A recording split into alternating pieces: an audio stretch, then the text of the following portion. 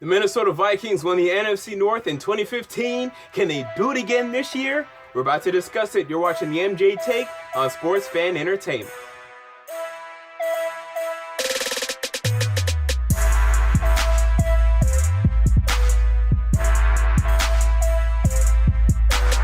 Hello, welcome to the MJ Take on Sports Fan Entertainment. 32 teams, 32 days, and today we're talking about the Minnesota Vikings, the team that surprisingly, at least to us, to us normal fans, not you Vikings fans, but to us, surprisingly won the NFC North in 2015. Slick Minnesota, y'all guys. We knew y'all were coming. All right, we didn't think it was going to be last year, but y'all came and in our mouths as you won the NFC North in 2015. We're about to talk about your team. We're going to look at your strengths, your weaknesses, go through the schedule for 2016, and give you my win-loss prediction. Now, if you know me, okay, and you watched my bold predictions video, you've heard me or you've seen me tweet, I have the Chicago Bears making the playoffs, okay? Wow, I'm an idiot, I'm dumb. Okay, fine. Let's wait and see what's going to happen, my friends, because I'm telling y'all, look, every year there's a team that gets in that we weren't expecting to get in. When you're telling me you add in John Fox, second year, John Fox, you add in Kevin White, you add in Jarrell Freeman, you add in Danny Trevathan, you add in Leonard Floyd, you add in Jonathan Bullard, that's 4 wins. They're going to go 10-6. That's my prediction, okay? But unfortunately, that also means someone has to come out. And right now, my going prediction is that Minnesota will miss the playoffs. Now, with that said, I'm going to start this by saying I have you guys going 10-6 because I know you're already pissed. Okay, you're saying, what? Us losing, being out of the playoffs, and Chicago being in, you idiot, you clown, you fool. Now, listen to me. You guys have a very good team, okay? You have a very good team, but one of the couple reasons I think the Bears will make the playoffs over you is, unfortunately, in the NFL, there's something that I like to call the unpredictability factor. And that is, things tend to change in the NFL a little bit more than you're expecting to. A team that you're not expecting to will rise. A team that you could say deserves to make the playoffs yet again will miss 1 year out of, let's say, 5 because there's just that unpredictability factor, and I think that's going to play a role. But hey, let's look at your team, okay? Let's first look at your team, and then I'll leave giving you a win-loss prediction. I'll tell you right now, it's 10-6 though. So don't be pissed at me. Don't say I'm a clown. I get it. Your team is good. I just like Chicago this year. I'm sorry. Anyway, let's talk about the strengths. Let's start with your defensive line. Linval Joseph is the man on this defensive line. The guy continues to be an absolute stud at defensive tackle. Everson Griffin at defensive end. He's really stepped it up, become a really good pass rusher in the NFL. I remember when the Vikings extended him, I thought they paid a little bit too much. No, they paid the right amount because this guy's been a really good pass rusher in the NFL now for the last couple seasons. Really good on them. Sharif Floyd, really good defensive lineman in his own right. He's right next to Linval Joseph. He continues to eat up whatever Joseph does not, and that's a really good combo to have. The next defensive end position, not great. Okay, Brian Robinson is there, but he's okay. I think he can be better. Scott Crichton, I'm hearing, may not even make the team. Daniel Hunter was okay in limited rookie duty. And yeah, so the defensive line, though, it's really good. When 3 out of your 4 positions are really good and then one's a little bit of a question, that's a really good offensive line to have. That's the number one strength to me. Beyond that, I went with the running backs, okay? So we have Adrian Peterson. We have Jerick McKinnon. That's a nice duo right there. And we already know Adrian Peterson is great. Now he's coming up on 31 now, okay? So when are the wheels going to start falling off? I don't know. They should be soon. But, for right now, we're going to assume that he's good. Okay, fine. Now, here's the problem, okay? If we're being honest, that's the only strengths on this football team. In terms of from top to bottom at that position, they are strengths. Beyond that, there's not really. Now you can argue, you're gonna argue the cornerbacks, right? You're gonna argue, okay, we have Xavier Rhodes. I thought Xavier Rhodes was a little bit of a disappointment last year. I thought Terrence Newman and Captain Munnerlyn outperformed him. I thought Xavier Rhodes was a little bit of a disappointment. Terrence Newman, okay, really well last year, played really well. Getting old, okay? Guys getting old, man. We're talking about a guy that's 38 years old. Man, that is old, okay? So we can't rely upon that. Captain Munnerlyn, okay, he's a good corner in this league, but I don't think we're talking about a good player, and then the depth the depth, it could be good, actually. Okay, Mackenzie Alexander, you drafted in the second round. I wasn't a big fan of him. I thought he should have went in the third round, or the early third round. Y'all took him at the late second, so that's fine. You know, you had Trey Waynes, who was a little bit of a disappointment last year, but I think he'll be better. So the depth could be good, and this could definitely end up being a strength, but I can't quite put it there yet. Okay, you're talking about the... I mean, I don't know what else you could argue the strength. Maybe you're going to try to argue the linebackers. Okay, Anthony Barr is fantastic, and I really wish y'all ran a 3-4 defense. That way I could see this guy put up 15 sacks a game. But unfortunately, y'all run a 4-3, so we're not going to be able to see him ever be quite as good as I think he can be. Because I think in a 3-4, we're talking about this guy being right next to Khalil Mack, okay? And he's damn good in this 4-3. I think he could be better in a 3-4. But anyway, he's great, okay? Eric Kendricks. Now, this is a guy, and also Chad Greenway. Let's talk about them concurrently, because I like what happens here, right? So, Chad Greenway, he's more of a coverage linebacker right now at that strong side position. And he's a pretty good coverage linebacker. You bring him in on nickel packages, right? He does a good job there, fine. And then Eric Kendricks, who's more of that run stuffer. Now, Eric Kendricks sucks in coverage, while Chad Greenway sucks against the run. But you have a nice pairing there. You say Chad Greenway, you're on the field on third down. You say Eric Kendricks, you're on the field first or second down. I like that. And then if it's 3rd and 1 on something, you know, then Eric Kendricks is on the field. Excuse me. So, you know, I like that, but I don't think they're very good players on their own right. You know, as a pairing, they're pretty good, but on their own right, as individual players, they're not very good. Pro Football Focus has Eric Kendricks at a 58.9, and they have Chad Greenway, what is it, a 56.2. So I don't really love that in terms of individually, but juxtaposed with one another, pretty good. Now, their safeties, okay, great player in Harrison Smith, I agree. Bad player in Anderson Dejo. Okay, he's not very good. You signed Michael Griffin from the Tennessee Titans. I'm a Tennessee Titans fan. Let me tell you, don't expect much from Michael Griffin at this point. He's more of a free safety than a strong safety to begin with. He's not very good tackler. You know, so I think putting him at the strong safety position is dumb, to be quite frankly. The only thing he's really good at is being an okay center fielder. When the ball is up in the air, he can kind of track it sometimes and end up with an interception. But in terms of stopping the run, oof, y'all gonna see some trouble and some issues there. Remember when we faced... Remember it was the Vikings and the Titans faced in 2012, and Percy Harvin had that oof play where he just dodged everyone on the planet Earth pretty much. Yeah, he was one of the people that he dodged, okay? And that's why, I mean, that's one of the reasons why I wouldn't expect much from Michael Griffin at the strong safety position. So I don't love the strong safety position. But so again, what we have here is we have a great player in Anthony Barr, but two players in Eric Kendricks and Chad Greenway. We have a great player in Harrison Smith. Then we have an player in Andrew Sendejo and Michael Griffin. So I couldn't put those positions as strengths.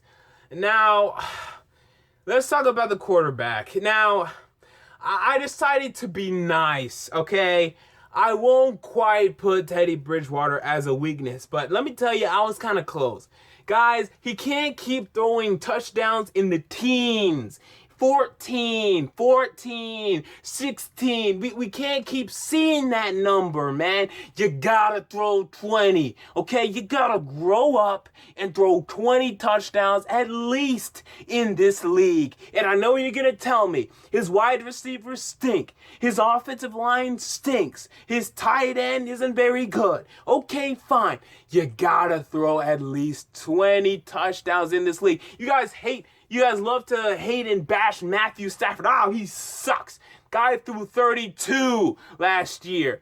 More than double. Teddy Bridgewater. We need to see more touchdowns out of Teddy Bridgewater. That is a conversation that we need to have. If you want people to stop calling him a game manager, then tell him to stop game managing, because he's a damn game manager. 14 touchdowns will not cut it in the NFL long term. That number needs to increase. And I'm very disappointed because I was a big Teddy Bridgewater fan coming out of college. I wanted the Tennessee Titans to take him with the 11th overall pick in the 2014 NFL draft. And now I think that might have been a mistake that they did.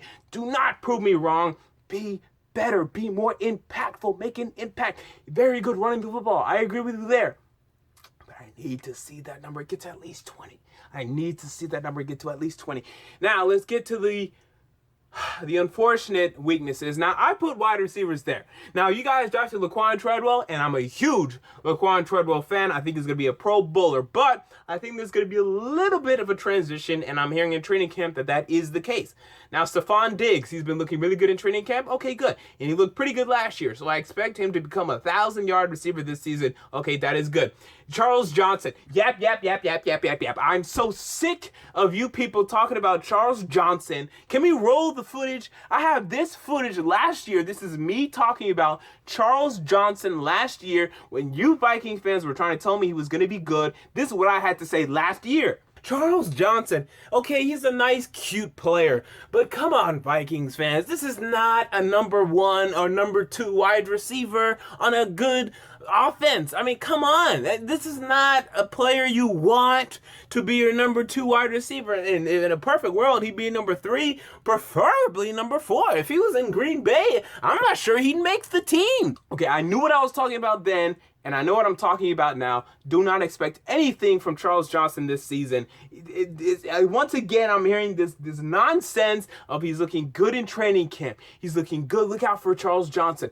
I'm not looking out for anything. I don't expect anything from Charles Johnson this upcoming season, and neither should you if you're smart. Behind Charles Johnson, you're talking about Jarius Wright, and, this guy's more just a deep threat, man. Doesn't really have a developed, nuanced wide receiving skills at this point, so can't expect much from him. You're talking about this Thielen guy. There's not much behind these guys, so don't really love the wide receiver position. Not to put it in a weakness right now, but if Laquan Treadwell can be as good as I think he's going to be, then we'll erase that, and this will definitely be a strength for this football team. And the offensive line, that's the big weakness on this football team. It's bad, and I think it could be the worst in the league this year. The good thing is you don't throw the football much, okay? And that's the truth. But if you have to, y'all gonna be in trouble. Matt Khalil, oh, what a drop-off. This guy looked so good coming out of college, looked pretty damn good his rookie year, even his sophomore year, and then keeps going down the drain.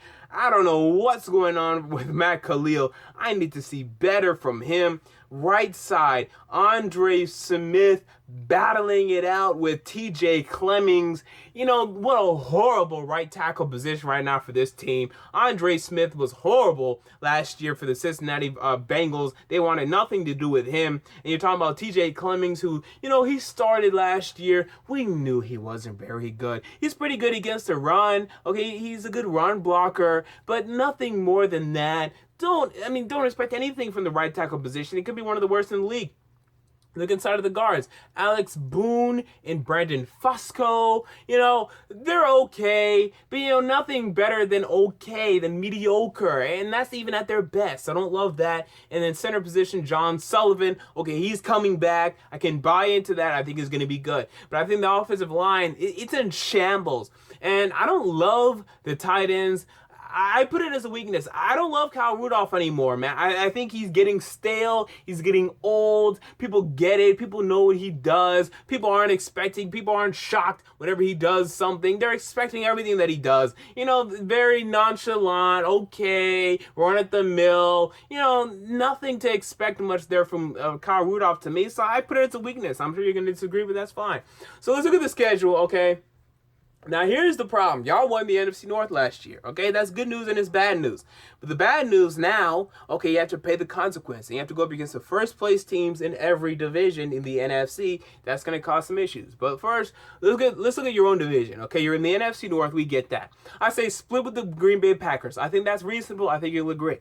When we move on to the Chicago Bears. Now, I think the Bears are going to be very good this year. I know you disagree. That's fine. I don't care. I think you guys are going to split with the Chicago Bears this year. You can disagree, but that's fine. And you guys go up against the Detroit Lions. Now, you guys should sweep them. You should. But, there's a chance they could upset you. But I say this. Can we at least agree on this? I have you guys going 4-2 in the division, okay? Maybe you think 5-1. But I think you'll lose. If you don't lose to Chicago, you lose to Detroit, okay? One game. So I say you go 4-2 in your own division. I think that's reasonable to say. You guys go up against the AFC South. Congratulations.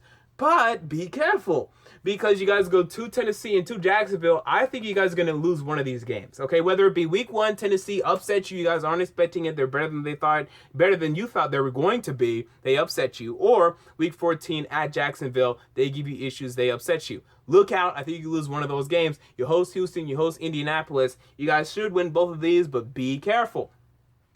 You guys go to Carolina and you host Arizona. Those were the first place teams I was talking about. That's trouble. I don't love that at all. I think you guys lose both of these games. You guys go up against the NFC East. Yeah, and I think the Giants are going to be really good this year. Week 4, I actually have the Giants upsetting you guys. I'm sorry. I think the Giants are going to be very good this year. I think people are really underestimating them. I mean, I have them going, I think, 9-7, but a very formidable 9-7 where they can go on the road and win games. So look out for that. I think they match up well against your corners. I really, really do. I don't know who's going to stop Odell Beckham and Sterling Shepard. I think they upset you week 4. And then you guys host Dallas. I think you guys can beat Dallas. And then you guys go to Philadelphia. And you guys go to Washington. Washington, guys, they won 9 games last year. They're better than they were last year on paper. Okay, on paper. I think you guys are going to lose in Washington. And then you guys host. You guys go to Philadelphia. I think you guys win in Philadelphia. So the record turns out at 10-6. Now, I'll tell you this. Best case scenario, I think it's 12-4. You guys solidify yourselves as an NFC East perennial threat. Your defense is great. Your offense is okay. You guys go 12-4, and we'll see what you can do in the playoffs. Maybe you win the whole damn thing. Okay, maybe you guys win the damn Super Bowl. Okay, it's a possibility. Okay, worst case scenario, 9-7. You know, so just one win worse than what I'm predicting. I can buy into that. I have you guys going 10-6. Now, this is really going to happen, okay? So, as I said, I had the Bears making the playoffs. That's just my belief. That's just my bold prediction this season. Now, you guys face, guess who? The Bears. Week 17. I'll tell you this game is going to be for a playoff spot. You know, that's really my main prediction. I don't know who's going to win it. It's in Minnesota. Y'all should win it. But remember, that NFC North title game was in Green Bay, and y'all won it. Okay, so these divisional games, home, road, kind of really doesn't matter, okay? So, you know, we'll see. And also, I think health will also determine it. Because if Adrian Peterson gets injured, oh, y'all can forget it, right? But for them, if Alshon Jeffrey or Kevin White gets injured, they can forget about it. All right, so it just depends. And then the Seahawks, they're also going to be in that wild card race. We'll see what happens there. But I just like the Seahawks better than you guys right now. I think they have a better quarterback. I think they have a better offense, and their defense is just as good as yours. Maybe a little bit worse. But their offense is so much better to the point where they cancel out. Forget about it. Seattle's better. I know you guys should have beat them in the NFC whatever game, the divisional game, or maybe it was a wild card game. Okay, fine. But when you look at the game in the regular season, they whooped y'all's butt. Okay, so Seattle's better. And I think they're going to make the playoffs over you. But, hey, you guys go up against the AFC South. You guys go up against the NFC East. You guys can win 12 games, okay? Prove me wrong. I just think you guys win 10 games and you get unfortunate and you miss out on the playoffs. But prove me wrong. Let's see what happens. Let's watch this season unfold. And we'll come back at this video at the end of the season. And so either way, we can come back at the end of the season and I'll either be really right or I'll be really wrong. It'll be fun to find out though. So there you go. If you enjoyed the video, make sure to like and most importantly to subscribe, because every single damn day, 7 p.m. Central, 8 o'clock Eastern, I am here with a new team, with a new video for each and every single one of you. And if you disagreed, and I'm sure you did, make sure to comment down below. I read all the comments. I may not reply, but I read every single one of them. So there you go. Until next time, this has been the MJ Take on Sports Fan Entertainment, and I'm out. Peace.